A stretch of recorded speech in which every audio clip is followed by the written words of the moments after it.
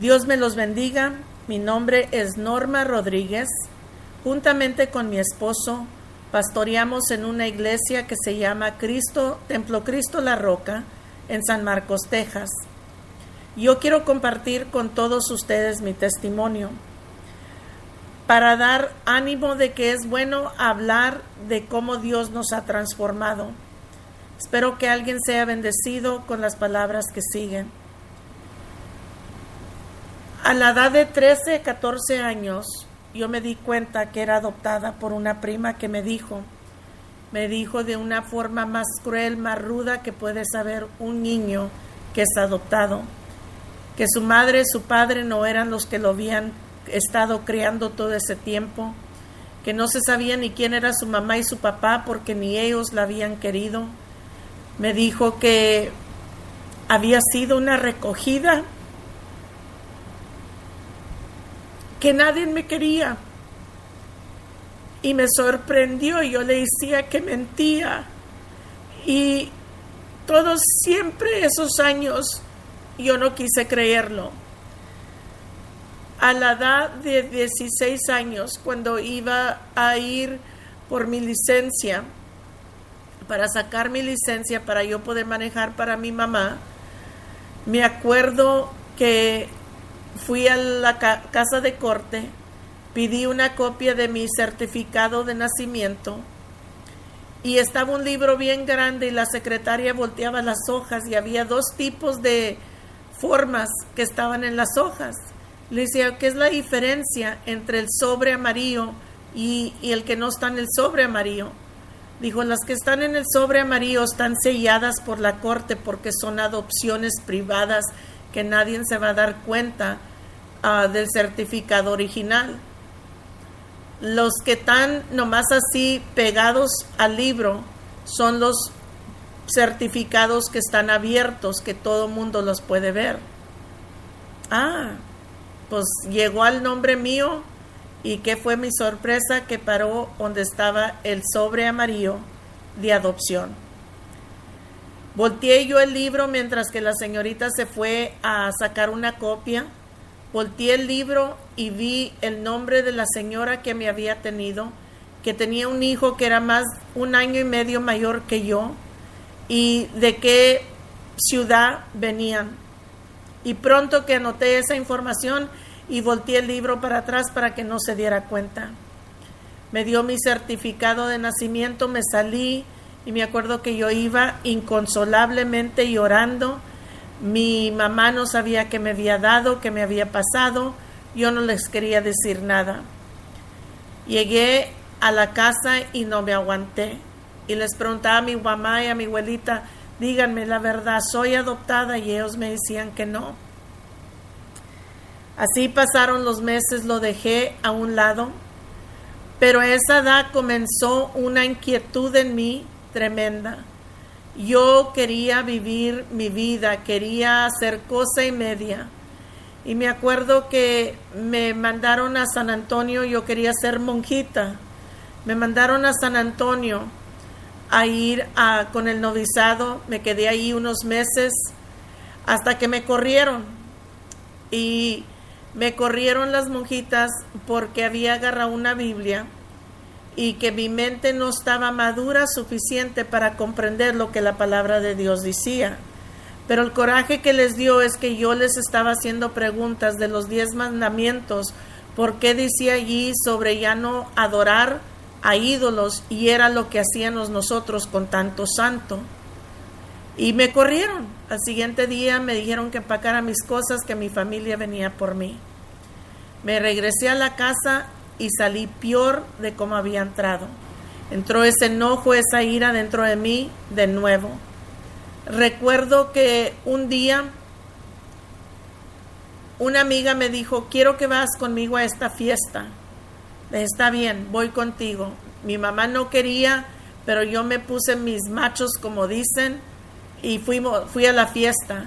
Y allí comprendí que yo podía hacer lo que a mí se me daba la gana. Comencé a tomar más de lo que antes.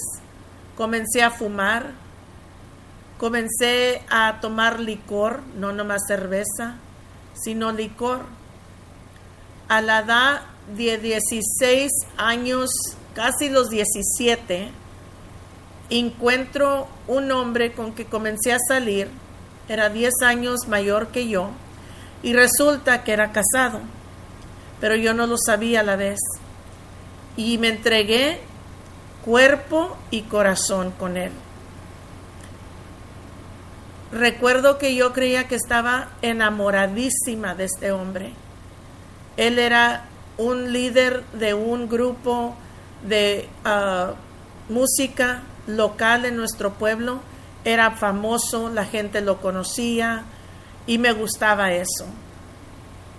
Después, a los cuantos años, al año, los cuantos meses, me acuerdo cuando comencé a tener 17 años, eso no me llamaba la atención ya, sino que vi unos muchachos que entraron a un bowling alley, donde nos juntábamos yo y mis amigas, y instantáneamente todo mundo se quedó viéndolos, porque eran diferentes de lo que estábamos nosotros impuestos en mi pueblo. Comenzamos a hablar con ellos, resulta que venían de California y eran lowriders. Y lo que me admiró a mí es el respeto, la atención, el temor que les mostró la gente. Y eso me gustó mucho. Me hice novia de uno de ellos y comencé a salir con ellos. A los cuantos meses yo reclutaba a las muchachas para la pandilla, ellos reclutaban los hombres. Y así se fue formando la primer pandilla de lowriders en mi pueblo de Uvalde. Recuerdo que hacíamos de todo lo que nos daba la gana. Creíamos que éramos sobre la ley. Todos nos protegíamos, todos nos escondíamos, nos mentíamos para tratar de protegernos. Había una unidad en nosotros que nadie la podría quebrar, según yo creía. Yo sabía que estaba haciendo mal, pero me encantaba andar con alguien que pensaban que era invencible. Era un rush para mí. Comenzó las cosas a transcurrir, entre más peor. Ya no me hacía la licor, no me hacía la cerveza, no me hacía la fumada. Comencé a fumar marihuana, comencé a tomar drogas, LSD, heroin, speed, de todo tú imagínate, lo hice. Lo comencé a vender, lo comencé a usar, y cuando lo comencé a usar, comencé a decaerme bastante. Mucha gente en mi pueblo ya no me conocía, los que me conocían ya no querían hablar conmigo, porque era tanto el cambio que había habido en mi vida. Llegó un tiempo cuando ni yo misma me reconocía, porque había veces que amanecía y no sabía ni en dónde estaba. No sabía cómo había llegado a esa casa. A veces estaba nomás en el portal de mi casa, no sabía cómo había llegado allí. Yo me acuerdo que un día clamé yo y comencé a llorar, porque traía un dolor de cabeza tremendo que no me podía levantar. Me acuerdo que comencé a llorar y dije, ay Diosito, ya no quiero estar así. Y fue todo lo que dije. A las cuantas semanas mi abuelita ya había muerto. A las cuantas semanas yo tuve un sueño de mi abuela. Y yo creía que porque había muerto recién, por eso estaba soñando. Y ese sueño la miraba yo enseguida de un hombre bien alto, bien grande, y mi abuelita le llegaba a las rodillas. Me decía mi abuelita, vente para acá, mi hijita, está bien bonito aquí, bien pacífico. Y decía, no, yo me tengo que arrepentir. En eso que hablaba yo con ella, me miraba en un torbellino. Y de repente como que paraba todo y estaba en medio de un altar, enfrente de un altar, llorando, cosa que yo no había hecho en años, era llorar. Y estaba llorando y sentí una mano en mi hombro y volteé para arriba y estaba un hombre de piel morena, con un afro bien grande y un bigote bien ancho. Decía yo, ¿y qué hago en esta iglesia de morenos? Y allí quedaba. Ahí se terminaba mi sueño. A las cuantas semanas tuve ese sueño de nuevo. Exactito, nada se cambió. Y fui y le dije a mi mamá, mami, yo voy a morir. Algo me va a pasar. Ya son 2 veces que tengo este sueño. La tercera es la vencida. Ya la voy a torcer. Créame que como era mi vida, yo creía que iba a morir. Porque tuve accidentes, nada me pasó. Me apuntaban con pistolas, nada me pasaba. Me tiroteaban, no me pegaban las balas. Ahora sé que era Dios cuidándome, protegiéndome para algo mejor, pero yo no lo comprendía. Yo creía que era la suerte mía que estaba conmigo. Quería ir a una iglesia, pero no sabía dónde. Yo sabía que a la católica yo no quería ir. Y dice mi mamá, ¿por qué no le hablas a la señora que venía a orar por tu abuelita? Le digo, ¿sabes qué? Es buena idea, pero háblale tú. Dice, ¿por qué no le hablas tú? Le digo, porque no quiero. Pero había algo de esa señora que me hacía respetarla. Aunque déjeme decirle que la mayoría del tiempo, ella cuando me hablaba del Señor o me decía, Jesús te ama, yo le echaba maldición y media. Y la corría de la casa. Le habló mi mamá, le dijo, oye, mi hija quiere ir contigo a la iglesia, ¿podrías venir por ella? Se ofreció que sí, que iba a venir por mí esa tarde. No encontraba nada de ropa decente para usar para la iglesia.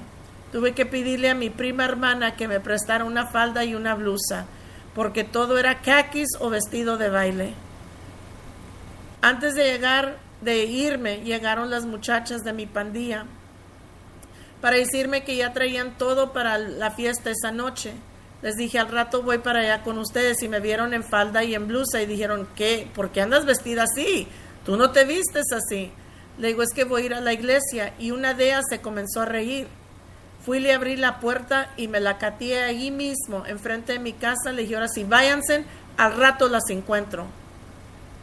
Se fueron, la muchacha bien callada, bien golpeada. Me acuerdo que en eso llegó la señora, no alcancé ni a lavarme la mano. Nomás agarré lo de atrás de la falda y me limpié la mano donde se me había quedado un poco de su sangre. No mucho, pero un poco. Me subí al carro con ella y me fui.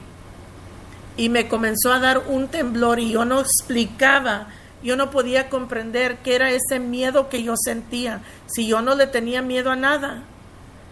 Llegamos a la iglesia y ¿cuál es mi sorpresa? Que es una iglesia que yo odiaba con una pasión.